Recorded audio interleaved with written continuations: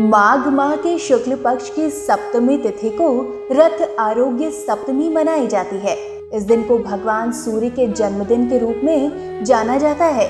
इसी दिन से भगवान सूर्य अपने 7 घोड़ों वाले रथ पर सवार होकर विचरण शुरू करते हैं, इसलिए इसे रथ आरोग्य सप्तमी कहा जाता है। रथ आरोग्य सप्तमी 19 फरवरी 2021 यानी शुक्रवार को मनाई जाएगी। इस त्योहार को उत्तम संतान की प्राप्ति के लिए भी मनाया जाता है। रथ सप्तमी की पूजा विधि। इस व्रत को करने के लिए सुबह उठकर स्नान करने के बाद साफ और धुले हुए सफेद रंग के कपड़े पहनने चाहिए।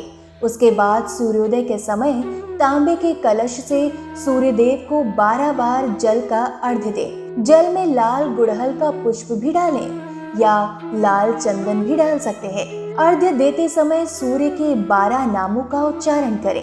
अगर आपको नाम याद न हो तो ओम सूर्याय नमः या ओम घृणी सूर्याय नमः मंत्र का जाप करते रहें और जल की गिरती धारा के मध्य से सूर्य देव को देखने की कोशिश करें। अगर इस धारा में आपको सूर्यदेव दिख जाते हैं तो इसे बहुत ही शुभ माना जाता है। इसलिए इसके बाद घर के मुख्य द्वार पर सुंदर रंगोली सजाएं। पूजा घर में पूजा पाठ शुरू करने से पहले मंदिर के दीवार पर सूर्यदेव के 7 घोड़ों वाले रथ की तस्वीर को जरूर चिपका लें और फिर इनकी पूजा करें। पूजा के समय आदित्य हृदय स्तोत्र का पाठ करें और सूर्यदेव से आयु, आरोग्य, पद, प्रतिष्ठा की कामना करें। इस दिन भर व्रत रखते हुए एक समय सूर्यास्त के बाद भोजन किया जाता है। इस दिन भोजन में नमक का इस्तेमाल नहीं करना चाहिए। इस दिन पूरे परिवार को मीठा और बिना नमक वाला भोजन करना चाहिए। रथ सप्तमी का महत्व।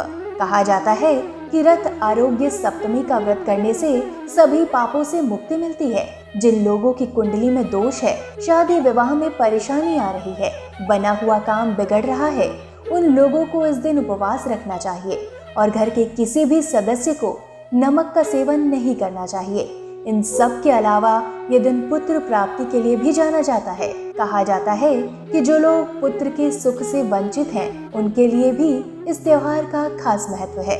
रथ सप्तमी की व्रत कथा।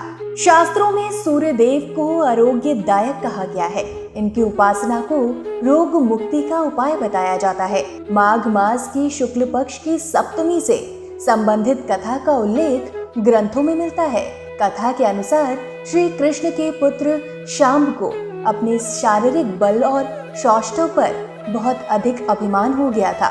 अपने इसी अभिमान के मद में उन्होंने दुर्वासा ऋषि का अपमान कर दिया और शांब की धृष्टता को देखकर उन्होंने शांब को कुष्ठ होने का श्राप दे दिया।